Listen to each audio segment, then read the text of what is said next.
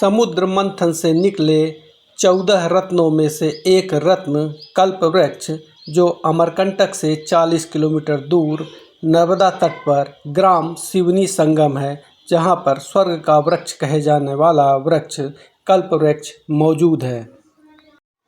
हिंदू मान्यता के अनुसार देवों और दैत्यों ने मिलकर समुद्र मंथन किया था और मंथन के दौरान समुद्र से 14 रत्न निकले थे, जिनमें से एक रत्न कल्पवृक्ष था।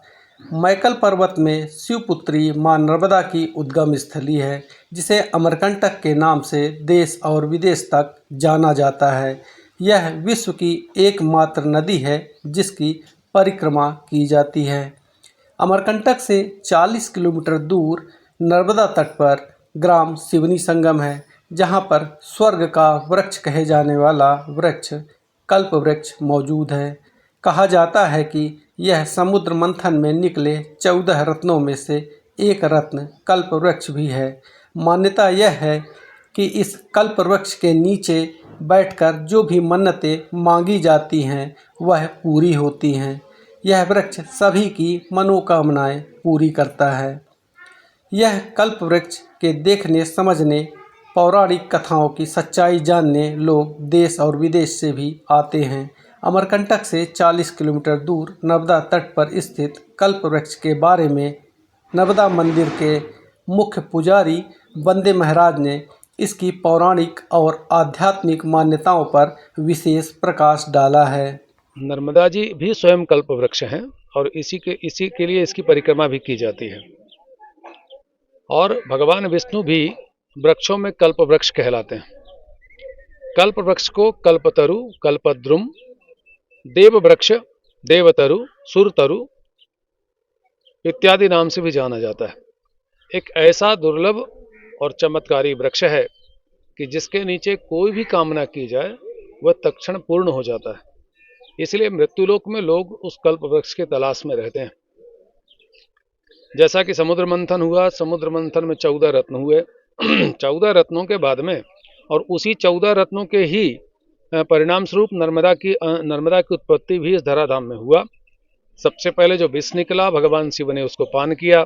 इसी मैकल पर्वत पर आकर के उन्होंने तपस्या की। घोर तपस्या के पश्चात ताप से नर्मदा का अवतरण हुआ और उन्होंने भी, नर्मदा जी ने भी 12,000 वर्ष तक तप किया। उस 12,000 वर्ष के अंतर्गत समुद्र मंथन तो चल ही रहा था। निरंतर कालांतरों में नए नए चीजें निकल रही थीं। उसमें कल्पवृक्ष भी उत्पन्न हुआ। जिस प्रकार से विष है, अमृत है और श्री है, लक्ष्मी है, रंभा है, वारुणी है इत्यादि, कल्पद्रुम है, उच्च श्रवा घोड़ा है और ऐरावत हाथी है, धन्वंतरी जी हैं, ये सब कुल मिलाकर के समुद्र से उत्पन्न हुए हैं। शंख, चंद्रमा, ये सब भाई बहन हैं। और से देवगण कल्प वृक्षों को लेकर के नर्मदा के तट पर उपस्थित हुए और वो जो नर्मदा के तट पर देवगणों का समूह उत्पन्न हुआ, वो कल्प वृक्ष आज भी सिवरी नर्मदा के उस संगम स्थल पर है, जिसके कारण वहां पर लोग जाकर के अपनी कामना के लिए वहां पर बैठ करके चिंतन और मनन करते हैं, उसका पूजन करते हैं, जिसके कारण लोगों की मनोकामनाएं पूर्ण होती हैं। में प्रत्येक व्यक्ति से जुड़ा हुआ वह कल्प वृक्ष है और उसको निश्चित अपने जीवन में जोड़े के साथ में उस कल्प वृक्ष के दर्शन करने अवश्य जाना चाहिए। नर्मदा नदी के तट पर स्थित होने के कारण कल्पवृक्ष का क्षेत्र प्राकृतिक सौंदर्य से परिपूर्ण है।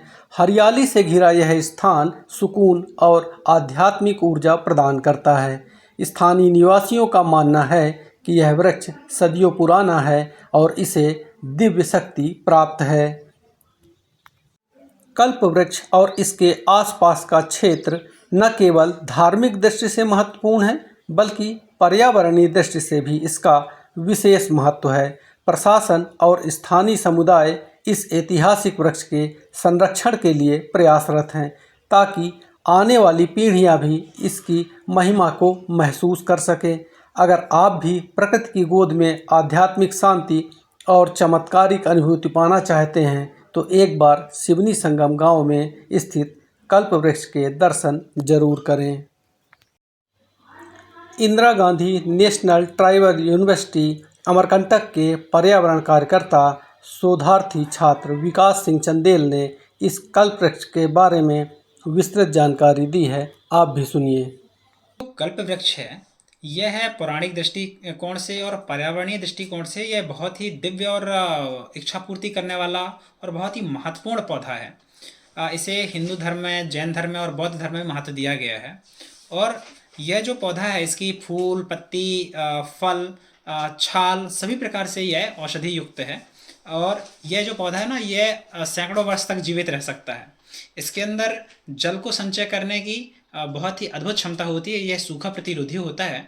और यह जो पौधा है, इसमें मूल रूप से जो इसकी औषधि गुण होती है वह इसके फल में होती है। इसे अफ्रीकन मूल का पौधा कहा जाता है। ये बाओबाब जो एक प्रजाति है उसका पौधा है। और इसका जो साइंटिफिक नेम होता है वह होता है एडेंसानिया डिजिटाटा। और यह चाहे अफ्रीका की बात करें या भारत में भी जो उष्ण कटिबंधीय क्षेत्र हैं वहाँ ये पौधा पाया जाता है।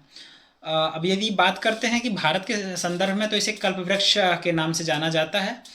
कल्प वृक्ष जिन्होंने, हमारे पूर्वजों ने जिन्होंने भी इसको नाम दिया होगा, वह बहुत सोच समझ के दिए होंगे कि आप यदि रेगिस्तान पे हैं जहाँ पर पानी नहीं है, पानी की बहुत कमी है, ऐसे स्थानों पे, और आप ऐसी कल्पना करते हैं कि मुझे पानी मिल जाए, तो आपके कल्पना को परिपूर्ण करने वाला ये पौधा है। आपको इस पौधे में इतना पानी संचय होता है। अफ्रीका में इसलिए ये पाया जाता है कि अफ्रीका के लोग जब पानी की कमी होती है तो इस पौधे के तने को खाते हैं ताकि उनके शरीर में पानी की कमी की पूर्ति हो जाए। और भारत में भी इसलिए कल्पवृक्ष शायद इसे कहा गया रहा होगा। और धार्मिक महत्व से तो यह बहुत ही ज़्यादा प्रभावकारी है, नकारात्मक शक्तियों को दूर करती है और सकारात्मकता देती है, इस तरह से। अब यदि बात करते हैं कि भारत में कहाँ कहाँ पाए जाते हैं, तो आप देखेंगे कि यह मध्य प्रदेश में पाया जाता है, राजस्थान में भी है, उत्तर प्रदेश, गुजरात, महाराष्ट्र, ऐसे करके देश के अन्य अन्य भागों में पाए जाते हैं। अब हमारे मध्य प्रदेश में दो महत्वपूर्ण स्थान है जहाँ पर एक कल्प वृक्ष बोबाब जो प्रजाति का पौधा है, यह पेड़ है, यह देखने को मिलता है। एक तो अनूपपुर के पुष्पराज ब्लॉक में नर्मदा के तट पर एक स्थान है शिवनी संगम, यहाँ एक पौधा है, बहुत सुंदर पौधा है। दूसरा, इस पौधे की अधिकतर मात्रा जो है, सबसे ज़्यादा संख्या जो देखने को मिलती है वह धार जिले का जो मांडू गढ़ है, जहाँ मांडू का किला फेमस है। और इस पौधे को मांडू की इमली के नाम से भी जाना जाता है। तो मांडू आप यदि जाते हैं, जो भी नर्मदा परिक्रमावासी जाते हैं या पर्यटक जाते हैं, तो मांडू की इमली बहुत फेमस है, तो वो इसी पौधे का फल होता है। तो कुल मिलाकर के यह पौधा धार्मिक महत्व से, औषधि महत्व से, पौराणिक महत्व से और पर्यावरणीय महत्व से, इस सभी प्रकार से महत्वपूर्ण है। तो इस प्रकार से ये पौधा को कल्प वृक्ष कहना किसी भी रूप में कम नहीं है। ये पौधा वास्तव में, ये पेड़ वास्तव में अपने आप में कल्प वृक्ष है और इस पेड़ का संरक्षण और संवर्धन करने की आवश्यकता है। कल्प वृक्ष को हिंदू धर्म और पौराणिक कथाओं में एक दिव्य वृक्ष माना जाता है, जिसकी उत्पत्ति समुद्र मंथन से हुई थी। इसे इच्छा पूर्ति करने वाला वृक्ष भी कहा जाता है, क्योंकि यह भक्तों की मनोकामनाएं पूरी करने की क्षमता रखता है। हिंदू धर्म ग्रंथों के अनुसार समुद्र मंथन के दौरान 14 रत्नों के साथ कल्प वृक्ष की उत्पत्ति भी हुई थी। यह वृक्ष समृद्धि, शांति और आध्यात्मिक ऊर्जा का प्रतीक है। कई मान्यताओं के अनुसार इस वृक्ष के नीचे बैठकर की गई प्रार्थना जल्दी फल देती है। इसे भगवान विष्णु और देवी लक्ष्मी का प्रिय वृक्ष माना जाता है। इस वृक्ष की आयु सैकड़ों से हजारों साल तक हो सकती है। इसकी औषधीय गुणों से भरपूर पत्तियां और छाल का उपयोग आयुर्वेदिक चिकित्सा में भी किया जाता है। कहा जाता है कि इसकी छाया में ध्यान करने से सकारात्मक ऊर्जा का संचार होता है। ये है कि इनके सामने आप जो भी मन्नत मांगेंगे वो मन्नत आपकी पूर्ण होती है। यहाँ आने के लिए रास्ते की कैसे? रास्ता तो बहुत खराब है भैया, आगे से थोड़ा सा ठीक है, नहीं बीच में पूरा खराब है, दोनों तरफ खराब है। ये गांव के अंदर से आता है तो पूरा जानवर बंधे हुए रहते हैं और नीचे से आते हैं तो पूरा उबड़ खाबड़ है।